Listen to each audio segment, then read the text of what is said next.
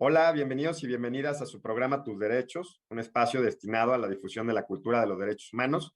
El día de hoy vamos a hablar sobre una temática que nos involucra a todos y todos y que es la democracia ambiental. Vamos a tratar también temas como el Acuerdo de Escazú y otras distintas temáticas que se relacionan con el medio ambiente.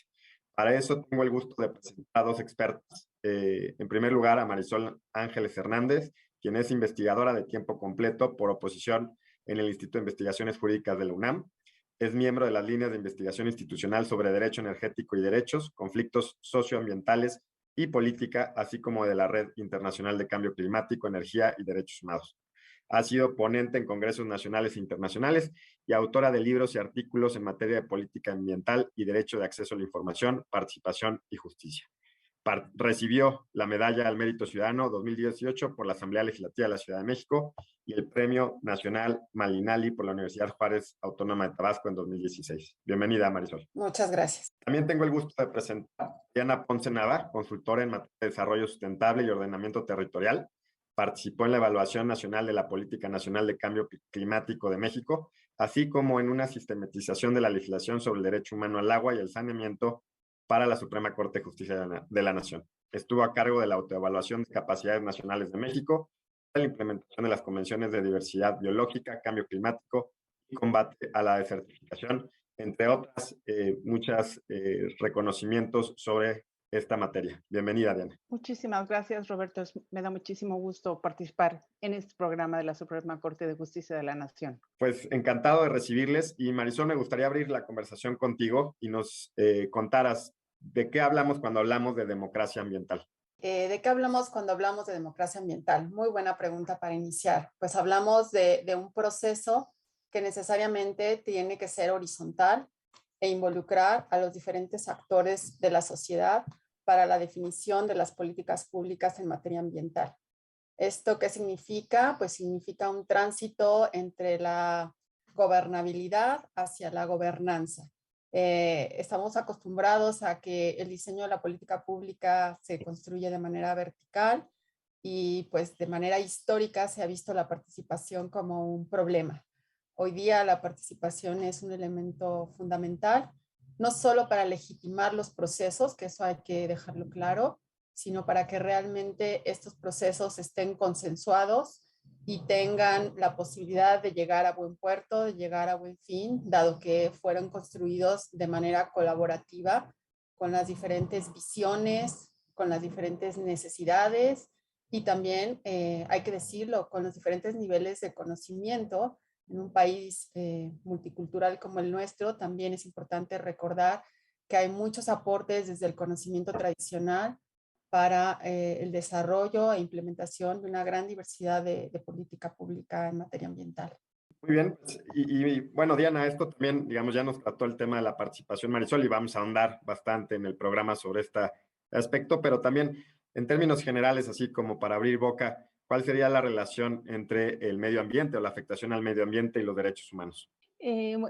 Roberto, pues mira, tal vez vale la pena mencionar que se empezó a hablar de derecho ambiental hace no mucho, apenas en la década de los 70 del siglo pasado, y durante por lo menos 30 años seguimos entendiendo el derecho ambiental como uno de los derechos individuales que la Constitución nos otorgaba. Y fue solo a base de estar utilizando eh, el derecho, las políticas, sobre todo de hacer valer este derecho ambiental, que vimos que la teoría del derecho basada, sobre la que se basa el sistema mexicano de derecho, que a su vez se basa en el sistema romano germánico, establece que los derechos son temporales, materiales, personales y espaciales. Y resulta que el derecho ambiental no se encuadra en ninguna de estas características. El derecho ambiental es disperso, es intergeneracional. Para tener acceso a este derecho, dependemos de cosas que la humanidad hizo hace 150 años, como emitir muchas emisiones atmosféricas, y ahora nos está generando calentamiento global. Y a la vez tenemos obligaciones los humanos que estamos vivos hoy para que las generaciones futuras de 50 o de 500 años o de 5000 tengan un planeta en el que puedan tener acceso a una calidad de vida, a salud, a recursos. Eh, como derecho humano es más fácil entender el derecho ambiental, pero entendiendo que es difuso. Lo gozamos o disfrutamos de él de manera individual, pero el aire limpio, por ejemplo, nos beneficia individualmente, pero solo tenemos acceso a él si todo el aire está limpio, ¿no? La capa de ozono que depende la vida en el planeta Tierra, pues también está difuso allá muchos cientos de kilómetros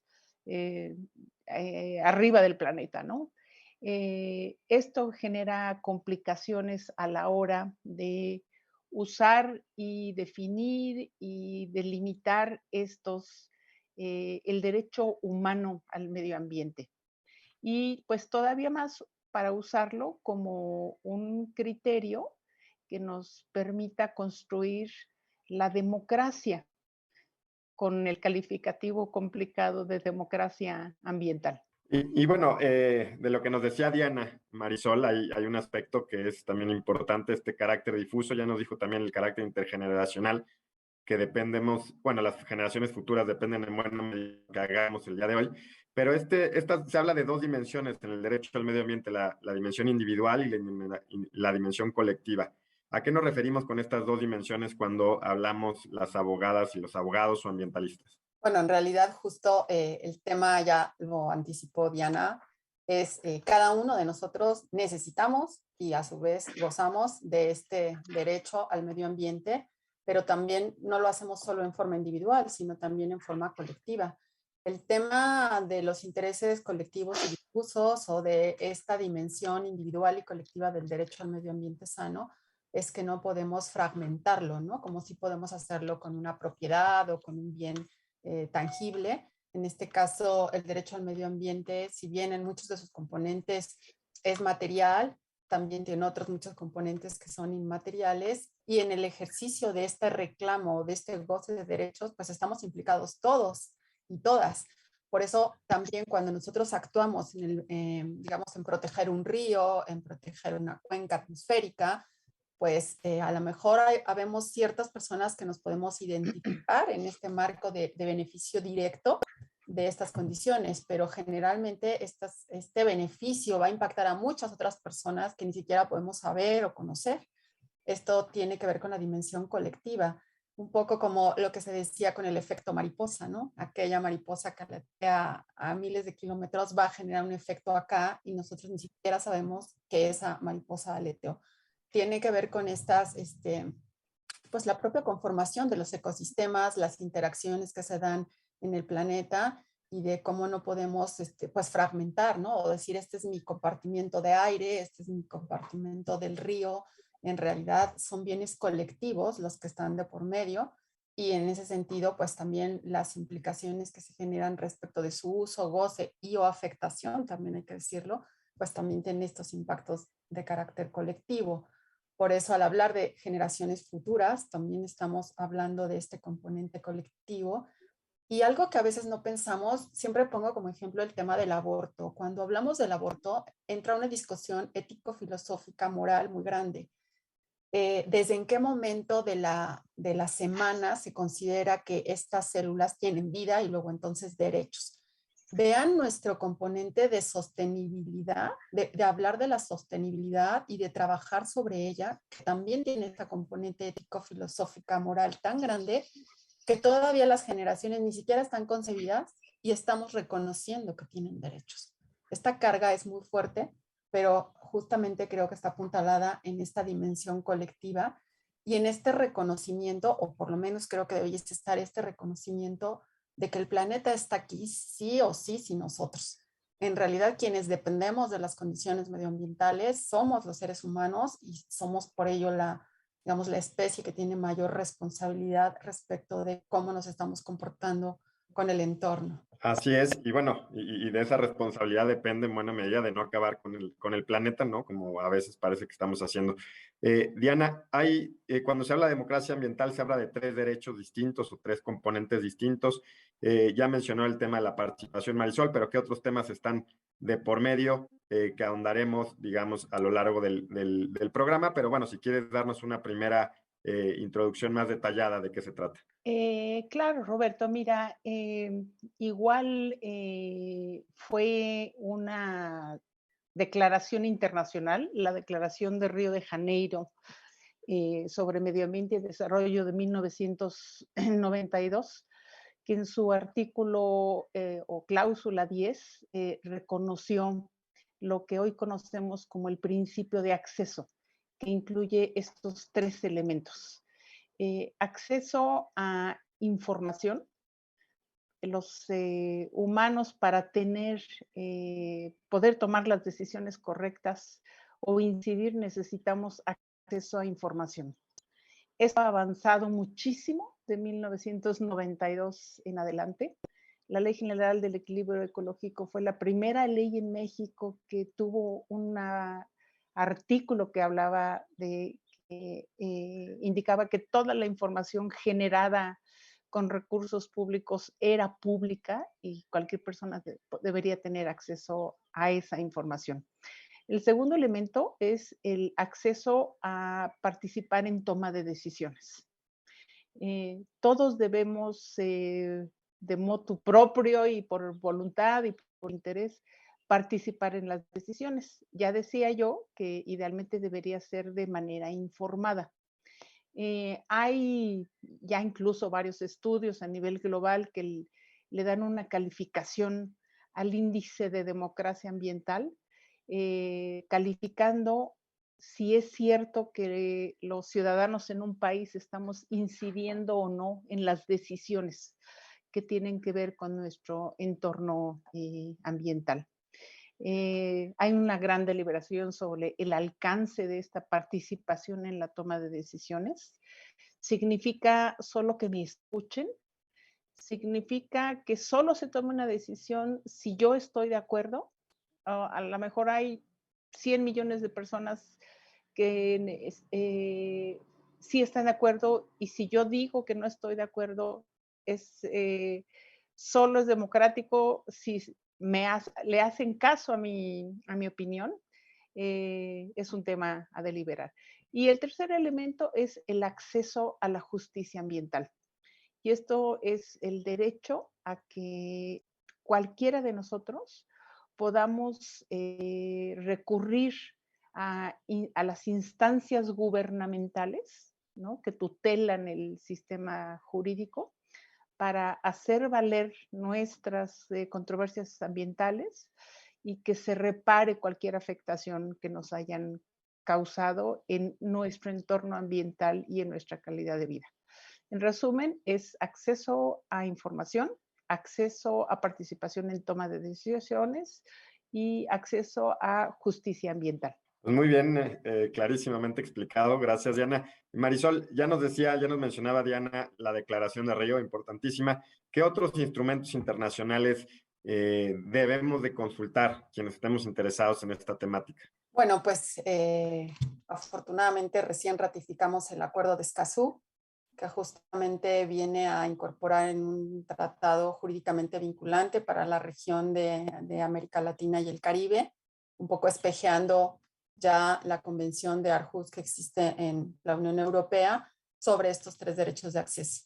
Digamos que este reconocimiento internacional que hemos ratificado, pues va o debiese implicar una gran transformación institucional en nuestro país para hacer realidad estos derechos, porque es una situación, digamos, de reconocimiento, el principio 10 que ya se refirió, Es un gran logro que incluso haya estado previo en nuestra Ley General del Equilibrio Ecológico este derecho de una manera tan amplia como ya lo estaba. Es un gran logro contar con instituciones que están trabajando por la garantía del acceso a la información y protección de datos, pero también hay que decirlo que en materia ambiental muchos de los procesos no están realmente fortalecidos para que esa participación sea efectiva. El tema de la información, por lo menos en nuestra experiencia, creo que es el más avanzado. O sea, es más fácil conseguir información. Conforme han avanzado los gobiernos, también hay que decirlo, las plataformas públicas se han complicado. Es como más un tema de resistencia a lograr encontrar la información, pero el mecanismo de solicitud de acceso a la información funciona y sigue funcionando bien. El tema yo creo que hay que fortalecer es el tema de la participación, porque muchas veces los procesos no son vinculantes. Es un proceso tipo reunión y firma y acreditar que aquí vinimos, que aquí estuvimos, que aquí dijimos algo, pero realmente no hay una incidencia efectiva en ello. Y lo otro es el tema de cómo vinculamos el contexto de participación con consulta. Aquí lo estamos viendo ahora con los grandes proyectos del gobierno federal, como el Tren Maya, como tantos otros, donde se está flexibilizando los mecanismos que existen para llevar a cabo estos controles de participación, como es la evaluación de impacto ambiental. Y pues tenemos ahí ciertas, digamos, condiciones que están detonando que se obvien estos procesos porque se consideran de interés nacional, estos proyectos de seguridad y demás. Entonces creo que el tema ambiental no se debe soslayar y al contrario, es desde el gobierno donde se debe de poner el ejemplo de la garantía de los derechos, ¿no? Y mostrarnos como ese cómo se debe hacer. Obviamente también el tema de la justicia, pues tenemos ahí una deuda con la cuestión de los tribunales especializados, peritos y demás en materia ambiental, que pues están implicados en este acuerdo de Escazú, que nos va a dar mucho trabajo en el buen sentido, ¿no? Para avanzar y contar con más herramientas y elementos para realmente poder avanzar en esta garantía, como decía, de los derechos, desde las implicaciones de todas las personas, tanto a nivel institucional como a nivel sociedad, academia y demás. Bueno, pues hay mucha temática todavía por delante para este programa. Es momento de hacer una primera pausa. Les recuerdo a quienes nos escuchan que nos pueden mandar sus comentarios a mi cuenta de Twitter rmiembro1 o a la cuenta de Twitter de Justicia TV. Ya regresamos. Ya estamos de regreso en su programa Tus Derechos. Estamos platicando con dos expertas sobre democracia ambiental.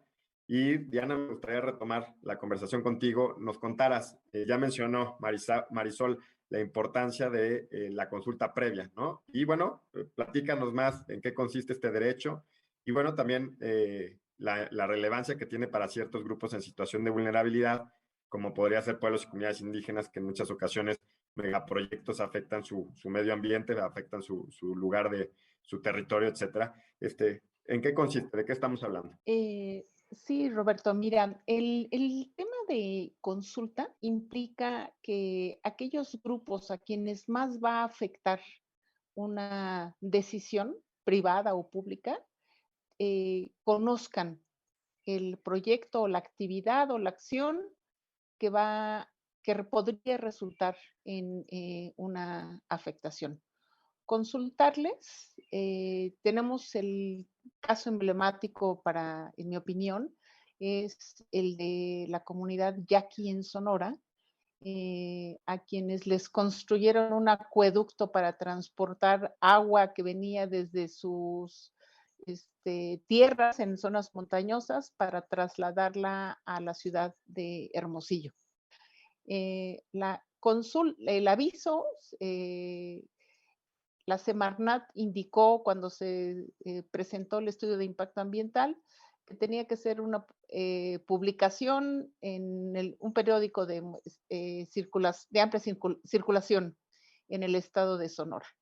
Y bueno, pues fue un avisito de unos 10 centímetros por 3, en donde explicaba en unas pocas frases que el alcance del proyecto y los impactos ambientales.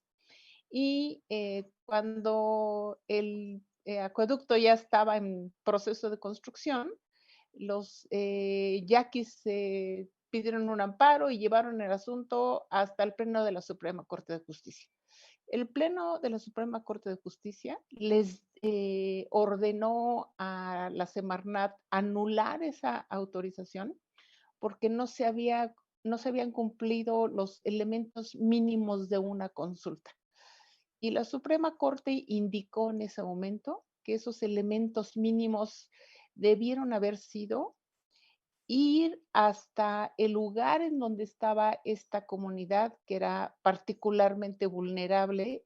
El agua que se estaba tomando era captada en los ecosistemas donde se encontraban sus tierras, sus predios, sus tierras comunales. Nadie fue a decirles. Salió una publicacioncita de unos pocos centímetros en un periódico. La Suprema Corte dijo, eso no es suficiente. La consulta pública es ir hasta donde están, explicarles la información en un lenguaje y de una manera en que se esté claro y seguro que los receptores de esta información la están entendiendo, incluyendo en su lengua indígena, si es necesario. Implica también darles la oportunidad de hacer preguntas y contestarles todas y cada una de las preguntas que esa comunidad haga. Ojo, porque la Suprema Corte también dijo, puede ser que al final no estén de acuerdo y digan, no estoy de acuerdo con el proyecto o lo que me están diciendo. Pero el proceso de consulta pública es ir al lugar en donde están, darles la información de manera accesible en su propio idioma si es necesario, contestarles todas sus preguntas y hasta después de eso se puede decir que hubo una consulta pública. Ya es un parámetro que ahora están siguiendo para otras consultas públicas y está con más claridad establecido en la ley de pueblos indígenas, que perdón, no me acuerdo el nombre exacto en este momento. Pues muy bien, no, muy claramente. Y bueno, Marisol, esto me lleva a mi siguiente pregunta, ya vinculado con el acuerdo de Escazú. ¿En qué consiste este acuerdo? Y bueno, ya nos mencionaste que México lo acaba de ratificar, que eso es muy importante y conlleva varias obligaciones para el Estado mexicano. Se llama Acuerdo Regional sobre Acceso a la Información, la Participación Pública y el Acceso a la Justicia en Asuntos Ambientales en América Latina. Pero bueno, trata a reserva de que vayamos, digamos, desmenuzándolo a lo largo del programa, en términos generales, ¿en qué consiste? Gracias, Roberto. Bueno, en términos generales consiste en, digamos, poner ya en un instrumento vinculante, como decíamos, estos derechos de acceso a la información, a la participación y a la justicia. Este acuerdo desagrega cada uno de estos derechos en diferentes artículos, en diferente articulado. Una de las grandes, digamos, hazañas que se lograron con el acuerdo es que todos los principios de derecho ambiental que estaban disgregados en diferentes declaraciones, la de Estocolmo, la de Río, de Johannesburgo y demás, que jurídicamente hablando, como los que nos escuchan acá saben que los principios pues vienen a ser máximas, que nos permiten llenar lagunas y demás, de alguna manera se ponía en entredicho cuál era la fuerza vinculante de los principios.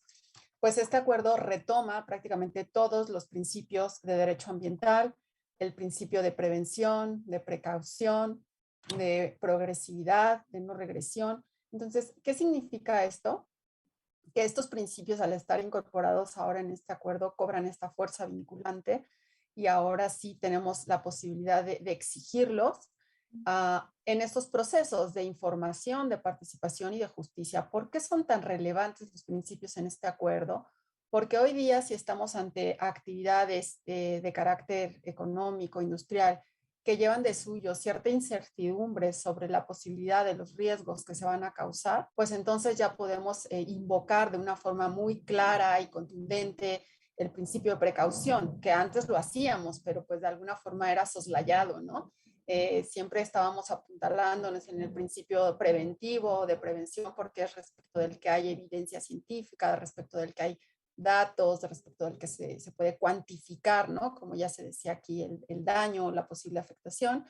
Y el principio precautorio siempre, digamos, en este marco de incertidumbre científica, pues generaba todo este proceso de, pues no podemos invocar una limitación o una restricción con base en este principio. Hoy día también la Corte se ha pronunciado ya en varias sentencias reconociendo la importancia del principio precautorio y justamente apuntalando cuestiones muy importantes desde el punto de vista jurídico, como la inversión de la carga de la prueba, ¿no? que es realmente relevante, como es mejor prevenir respecto de daños graves y evitar que se materialicen por falta de información, que luego tener la afectación y estar ante una situación prácticamente irremediable, ¿no?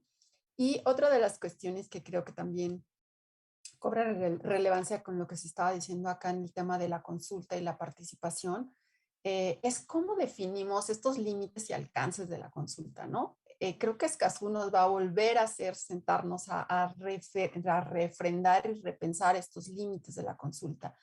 Si bien tenemos algunas leyes de consulta ya a nivel estatal, y sobre todo de consulta indígena, el tema de la consulta ambiental también está, digamos, como la posibilidad de fortalecerse para que no nada más sea, ya vine, ya te platiqué, ya te escuché y ya te respondí tus preguntas, ¿no? Sino hay un involucramiento significativo de la comunidad también en este vínculo con el interés legítimo, con qué comunidad, cómo delimitamos quién tiene derecho a reclamar esta participación, esta consulta, esta escucha, ¿no? Seguimos debatiéndonos. Yo siempre digo, si estamos hablando del derecho al medio ambiente sano y estamos reconociendo que es un derecho difuso y de naturaleza colectiva, estrictamente hablando no tendríamos por qué estar reclamando un interés. Cualquier persona podría hacerlo, tal cual se hace con el derecho de acceso a la información. Hoy no tenemos que acreditar ningún interés. ¿Por qué? Justamente por la naturaleza del derecho. Esto mismo debería suceder, espero yo que algún día lo vea, respecto de la posibilidad de accionar, de la posibilidad de reclamar tanto los derechos de participación como los derechos de acceso a la justicia, ¿no? Me salto el de información porque ese ya, digamos, ya brincó esa brecha, pero sí creo que, por ejemplo, en el tema de la consulta nos estamos equivocando porque estamos haciendo consultas ad hoc. En principio, hay que decirlo también, la Semarnat le transfirió al promovente la obligación de llevar a cabo la consulta y empezó a condicionar los resolutivos a que le llevaran una respuesta del comisariado ejidal o del representante de la comunidad indígena que se aprobaba el proyecto para autorizar. Cuando se le dijo a la Semarnat, hey, momento, esto es obligación del Estado, no le puedes transferir al promovente la obligación de llevar a cabo la consulta, entonces pues ni modo, se tuvo que corregir este proceder de la secretaría, pero si nos damos cuenta, cada secretaría está construyendo sus protocolos ad hoc, ¿no? Entonces, a comunicaciones y transportes tiene su protocolo de consulta a energía, tiene su protocolo de consulta a medio ambiente, y eso no es posible, eso es una esquizofrenia, ¿no? Y genera muchísima incertidumbre jurídica. Entonces, creo que ahí tenemos una gran oportunidad de mejora en términos jurídicos. Pues sin duda es importante este reto de implementación, ¿no? Del acuerdo de Escazú y bueno, de unificar, como si entiendo bien, los requisitos de una consulta adecuada conforme a los estándares internacionales. Hay otro tema que ya se mencionó, Diana, que es el derecho de acceso a la información. Ya lo hemos tratado, decía Marisol, este parece ser el que más hemos avanzado. Yo creo, si no me equivoco, es porque los años que ya tenemos trabajando en México sobre transparencia y acceso a la información y todo el avance que en esa temática hay. Ahora, específicamente en relación con el medio ambiente, la información ambiental, se han establecido los principios de máxima publicidad, celeridad y gratuidad. Para quienes nos escuchan, ¿en qué se traducen estos principios? O sea, ¿en qué tiene que consistir o cómo tiene que darse este acceso a la información de acuerdo con estos principios que te mencionaba? Creo, Roberto, que hay que considerar que cuando hablamos de temas ambientales y de temas asociados a recursos naturales y los ecosistemas, estamos hablando de información muy técnica, muy, muy especializada e incluso con muchas subespecializaciones. Saber en qué número de vaquita marina ya se extinguieron o saber cuántas tortugas podrían haberse capturado o cuántos huevos de tortuga se pudieron haber aprovechado por los humanos y sacados de su nido antes de ponerlas en riesgo de extinción. Eh, eh, ¿En qué nivel de concentración de partículas 2.5 micras tenemos que respirar antes de que a una persona vulnerable le dé un ataque de asma, o incluso acabe con, ¿cómo se llama?, resultados fatales? Es información científica. Y es por eso que se hace tanto énfasis en que esa información debe hacerse disponible de manera rápida. En mi experiencia personal, tanto en empleos gubernamentales como fuera o como profesional independiente, los especialistas de la información técnica y científica, pues correctamente son muy cuidadosos, no se quieren equivocar en su información. Pero para tomar decisiones hay que tomar las decisiones con la mejor información disponible en el momento que la tienes y que la necesitas, ¿no? A lo mejor no va a ser perfecta, pero si esa es la mejor, hay que hacerla disponible. Si se está pagando con recursos públicos, todavía más, ¿no? Es urgente que esté disponible. Que sea gratuita. Hubo un momento en que la LEGEPA decía que quien solicitaba la información tenía que pagar las fotocopias o el disquete donde se iba a grabar la información. Afortunadamente, el avance en los medios tecnológicos y digitales de gestión de información, ya podemos tener esta información sin ningún costo adicional. Hay que tener acceso a Internet, seguramente a una computadora para poder tener acceso a información digital. Y gratuito, porque decía, bueno, pues es muy especializada la información que se requiere y por tanto es muy cara. En muchos casos estamos hablando de 10 años de información, ¿no? O procesos de revisión, de análisis, otra vez de revisión, de arbitraje en términos científicos de muchos años. El doctor Mario Molina, que en paz descanse, estudió 20 años antes de poder decir que los clorofluorocarbonos que usábamos en los sprays y en los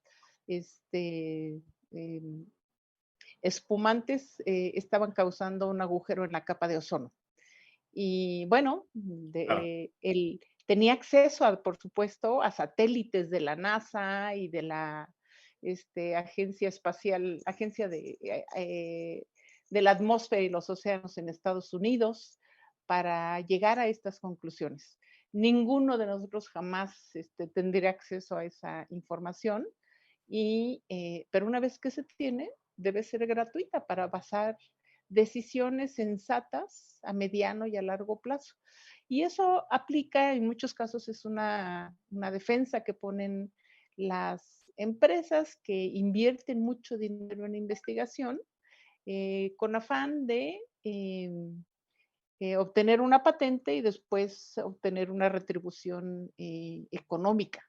Y creo que Eso no tiene que lo... ver con el punto que mencionaba Marisol más temprano sobre el principio precautorio, ¿no? Como en temas de medio ambiente muchas veces no sabemos la información o tardamos mucho tiempo en saber y hay que hay que prevenir los daños antes de tomar las decisiones, que es una temática que la jurisprudencia de la Corte ya abordó, como mencionaba Marisol. Perdón, Diana, nos tenemos que ir a un segundo corte. Ya vamos a regresar hablando sobre grupos en situación de vulnerabilidad y la participación de estos grupos en la toma de decisiones, la importancia que tienen específicamente para que se les dé voz, se les escuche y además puedan participar en la toma de decisión. Les recuerdo a quienes nos escuchan que estamos platicando sobre democracia ambiental con dos expertas y bueno, sigan conectados, sigan escuchándonos porque estamos platicando con dos expertas que saben mucho del tema. Ya regresamos.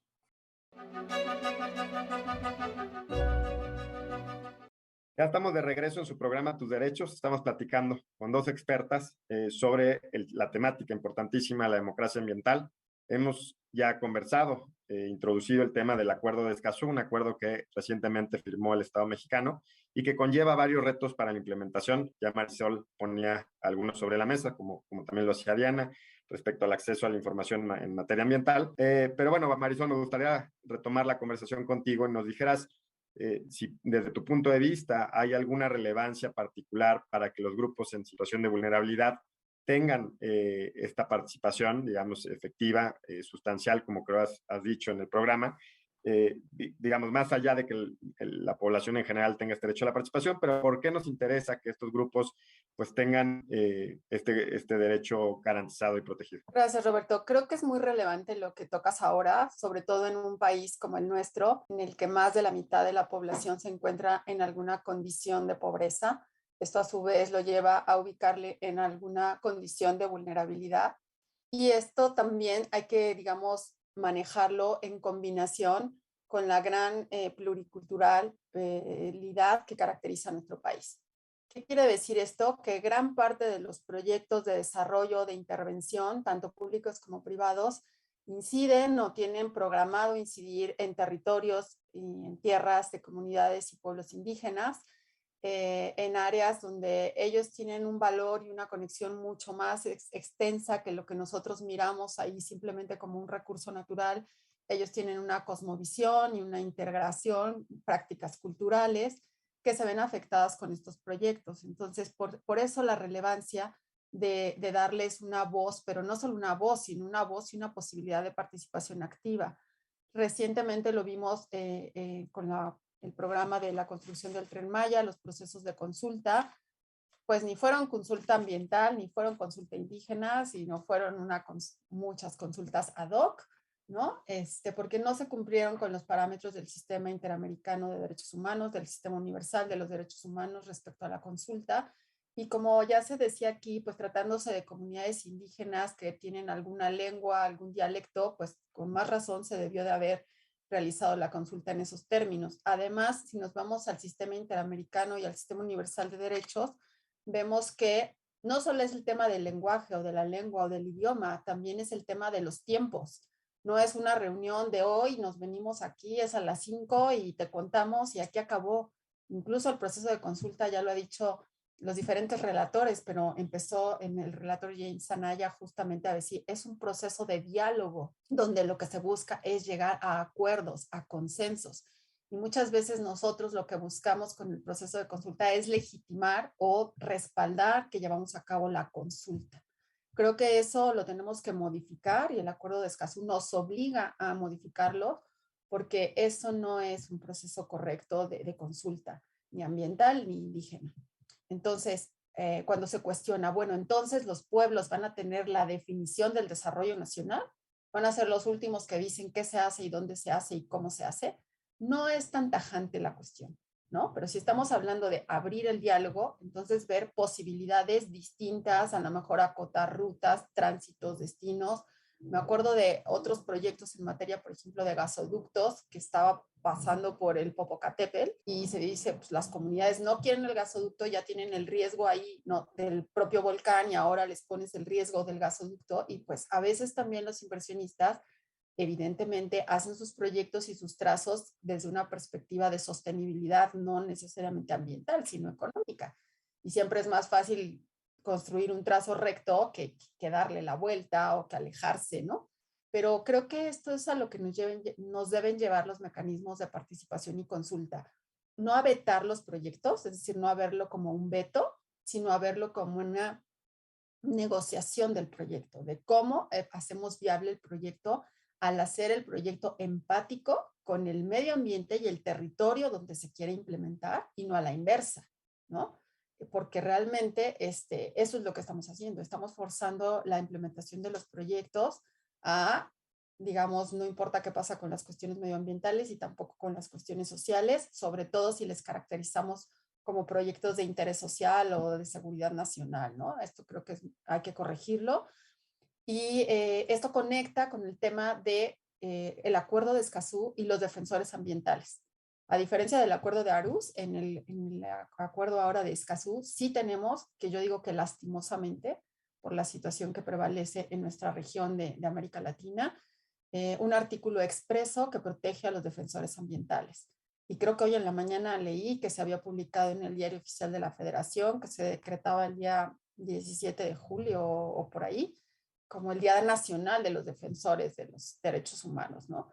Digo lastimosamente porque esto lo que está trayendo de fondo es que se está comprometiendo la vida de las personas que de por sí ya están muchas de ellas en condición de vulnerabilidad o en situación de vulnerabilidad y aún así exponen su vida, su patrimonio y sus familias en defensa de bienes comunes, lo cual es muy Claro. doloroso. De hecho, sí, si te parece bien, todavía nos da tiempo de una siguiente intervención tuya sobre este tema. Creo que es importante enfatizarlo porque efectivamente, además, en México, pues hay una situación particular, digamos, de riesgo para los defensores de derechos humanos y de medio ambiente en particular, ¿no?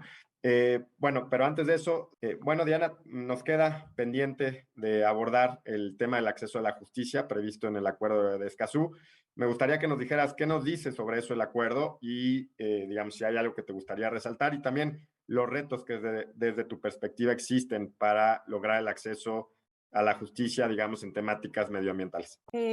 Claro, Roberto. En mi opinión, a la institución a la que más trabajo le ha costado entender el concepto de justicia ambiental es precisamente el sistema judicial mexicano. Y por lo que decía yo al principio, los abogados somos educados para entender el derecho como derechos individuales, temporales, solamente aplica a las personas que estamos vivas, que vivimos en una circunscripción perfectamente delimitada y con una vigencia específica. Y bueno, pues en la vida real lo que tenemos que defender son patrones migratorios de ballenas que viajan por los mares de todo el mundo. Tenemos que defender ecosistemas de mariposas que migran entre Estados Unidos y México. Tenemos que proteger los derechos de bebés que deberían conocer los mangles cuando tengan 20 o 30 años, que es el tiempo que se tarda en recuperarse un manglar. Y cuando se hace una demanda, durante 30 años, la LEGEPA decía, si quieres hacer cualquier reclamación ambiental, judicial, usa el Código Civil. Y cuando nadie lo hacía, porque cuando se iba a un tribunal civil o con un juez civil, decía, a ver, enséñame que eres titular del derecho que estás reclamando. Y pues no había manera que nadie probara que era titular del derecho a una capa de ozono integral, a un aire limpio, adecuado para la salud y el bienestar. Si yo reclamaba que alguien está cortando los árboles en el camellón enfrente de mi casa, pues las autoridades administrativas o judiciales decían, ¿y dónde está tu factura de esos árboles? O tú porque tú quieres proteger a las tortugas, ¿no? Nos ha tomado todo este tiempo y muchas reformas legales a la Constitución, a la Ley Federal de Procedimientos Civiles, a la Ley Federal de Procedimiento Administrativo, para reconocer con esta figura legal conocida como el interés legítimo, es que cualquier persona puede hacer valer su derecho a un medio ambiente sano simplemente por ser ser humano y por estar vivo. Ya en el curso de estos procedimientos administrativos en el sistema judicial, Poco a poco los tribunales han ido reconociendo fuentes del derecho internacional, principios de derecho internacional, como el principio precautorio que mencionaba la doctora Anglés, muchos otros principios, el de acceso a información, y lo que creo es que hay que usarlos. Nos falta todavía llevar más a un alcance mayor este acceso a la justicia para efectivamente obtener la reparación del daño ambiental. Ya tenemos una ley federal de responsabilidad ambiental que todavía se parece, quiere comparar mucho el derecho, el daño civil con el daño ambiental, ¿no? Es cuando el daño ambiental, pues no necesariamente hay una unidad de medida, si para recuperar ¿cómo se llama? Se me fue la palabra, Manglar. no, los que están en el fondo del mar, mil disculpas, cuando los barcos chocan y destruyen los fondos marinos, Arrecifes. eso puede, arrecifes es la palabra, gracias Marisol. Un arrecife adolescente es de 5,000 años. Claro. Y un arrecife adulto es de 12,000 años. Entonces, el sistema legal que tenemos hoy en México, incluso a nivel global, no le alcanza para pensar en la reparación a algo dentro de 5,000 o dentro de 12,000 años. Sin embargo, yo creo que tenemos que seguir trabajando en eso. Los abogados, con trabajo interdisciplinario, necesitamos grupos de especialistas, biólogos, ingenieros, sociólogos, economistas, conjuntar todo este conocimiento para poder lograr la reparación de los daños ambientales. Sin duda, y de hecho, de lo que mencionabas, bueno, recordé, hay una sentencia de hace un par de años, me parece, de la Suprema Corte, sobre Mangles, y bueno, ahí una de las cosas más importantes para lograr la justiciabilidad fue el cambio de la interpretación del principio de relatividad de las sentencias de amparo, y cómo básicamente a través de una interpretación distinta del mismo mecanismo procesal se dio acceso y no se sobreselló como se solía hacer, digamos, tradicionalmente en el Poder Judicial. Creo que eso empieza a cambiar, pero también tiene que ver mucho con los operadores y operadoras jurídicas y, bueno, la comprensión de que el derecho al medio ambiente, pues, digamos, requiere de otras interpretaciones más flexibles, tal vez. Marisol, antes de irnos a conclusiones y reflexiones finales, te había pedido, si nos da tiempo, tiene que ser breve la intervención nada más, sobre esta situación compleja que viven los defensores de derechos humanos y particularmente los defensores del medio ambiente en México y en la región. Si quieres darnos alguna reflexión y ya nos vamos a conclusiones. Ok, bueno, nada más para quienes quieran profundizar en este tema, el Centro Mexicano de Derecho Ambiental, el CEMDA, pues ya tiene varios años dando seguimiento a la cuestión de los defensores ambientales y publica sus informes de manera regular. El informe último es muy, digamos, revelador, porque muestra cómo sistemáticamente año con año el sector forestal es el sector de más afectaciones a los defensores, y obviamente si conectamos en el sector forestal, pues estamos hablando de comunidades agrarias, campesinas, pueblos indígenas, pero creo que lo más impactante es que el principal agresor es el gobierno en sus diferentes modalidades, ¿no? Entonces quiere decir que ahí nos estamos equivocando fuertemente. Y esto también conecta de alguna forma con los mecanismos de acceso a la justicia, ¿no? Que ya se referían sobre, por ejemplo, el tema de acciones colectivas. Es ilógico que en el mismo capítulo donde está la protección de servicios financieros y la protección al consumidor, esté la protección al medio ambiente, cuando tienen lógicas y fines y estructuras totalmente distintas, ¿no? Entonces yo sí creo que habría que sacar de ese capítulo de acciones colectivas vinculadas con las reglas del derecho civil puro y duro a la protección del medio ambiente. De lo contrario, vamos a seguir pues jugando a que hacemos justicia ambiental cuando la verdad es que no es así. Me parece muy interesante tu apunte. Nos tenemos que ir a conclusiones. Les pido nada más que sean breves. Nos quedan algunos minutos del programa. Diana, por favor. Gracias, Roberto. Bueno, pues como conclusión yo quisiera felicitar a la Suprema Corte de Justicia de la Nación que se está ocupando de estos temas. Ya critiqué al sistema judicial en lo general, creo que falta mucho más capacitación, mucho más involucramiento y entender estas características del derecho ambiental en general y del derecho humano al medio ambiente. Reiteraría yo como algo que es colectivo, difuso, intergeneracional, atemporal. Y integrar esos conceptos en los razonamientos legales y judiciales, porque esos son los bienes que estamos tutelando. La otra conclusión que quisiera yo señalar es que no quisiera yo dejar la idea de que todo esto le corresponde al gobierno. Yo creo que nos corresponde a todos y a cada uno de nosotros.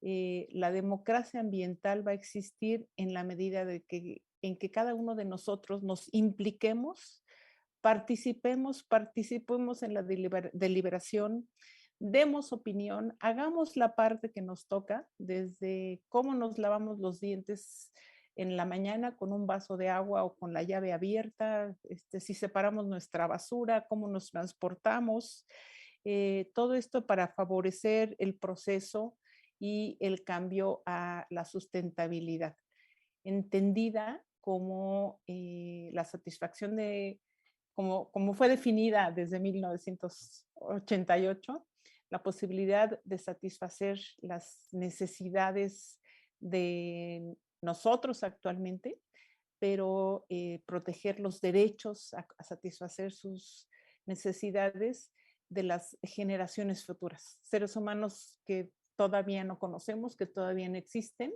pero de lo que hacemos ahora depende la existencia y calidad de vida de estos seres humanos. Nos toca a todos. El gobierno tiene una responsabilidad particular, pero es de todos. Muchas gracias, Diana. Marisol, tu turno, por favor. Muchas gracias. Pues yo quisiera cerrar diciendo que justamente el acuerdo de Escazú, que fue como una parte transversal a lo largo de la charla, se abre hoy como una ventana de oportunidad para que resolvamos todos estos pendientes que tenemos en puerta, para que realmente superemos el interés legítimo que no permite acceder a la justicia a cualquier persona y realmente acreditemos el interés simple.